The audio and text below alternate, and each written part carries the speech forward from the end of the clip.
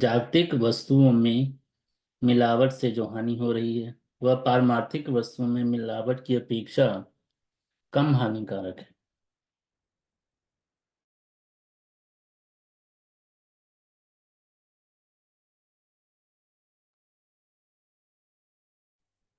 सभी उस परम पुरुष विष्णु की संतान हैं और वैष्णव स्वरूपतः सभी के वैष्णव होने पर भी जिन्होंने महामाया की अधीनता को स्वीकार किया है उन्हें अवैष्णव कहा जाता है। परमेश्वर विष्णु के भक्त ही वैष्णव हैं। कपटतापूर्ण जगत में कपट का ही आदर है।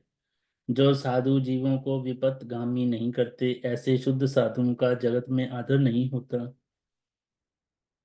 जो साधु हरि कथा के नाम पर लोगों को विपथगामी करते हैं ऐसे साधुओं की सेवा ही आजकल कपटी समाज का धर्म बन चुका है। हम केवल पक्षी की भांति माया से उत्पन्न इस संसार वृक्ष की कोठरी में वास कर रहे हैं। हम जड़ भोगों को अंगीकार कर इस अनात्म देह और मन को ही आत्मज्ञान कर रहे हैं और इसी से हमारा सर्वनाश हो रहा है। वैष्णव कभी अभावग्रस्त नहीं होते। वे सदैव अपने नित्य स्वभाव यथा कृष्ण भक्ति में अवस्थित रहते हैं। वे वैकुंठवासी हैं। उनमें किसी भी प्रकार का कुंठा धर्म नहीं रह सकता।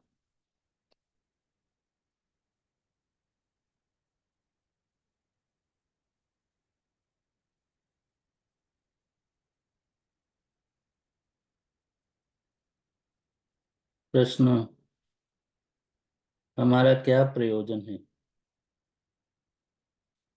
उत्तर, कृष्णचंद्र ही पूर्णतम पर तत्व वस्तु है।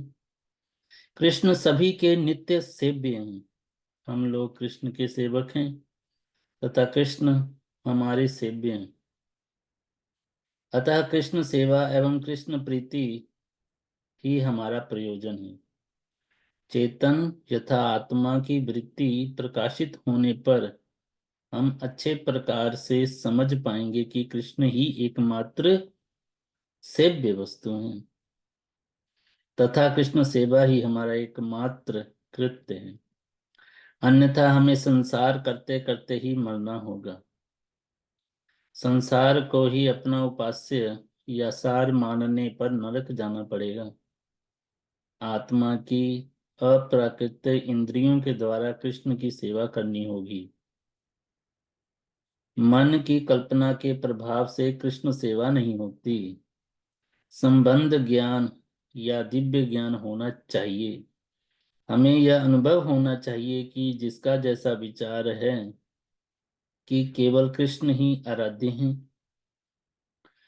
हमें यह अनुभव होना चाहिए कि जिसका ऐसा विचार है कि केवल कृष्ण ही आराध्य हैं ऐसे भक्तों के अतिरिक्त हमारा आत्मीय नहीं है। तभी हमारा मंगल होगा।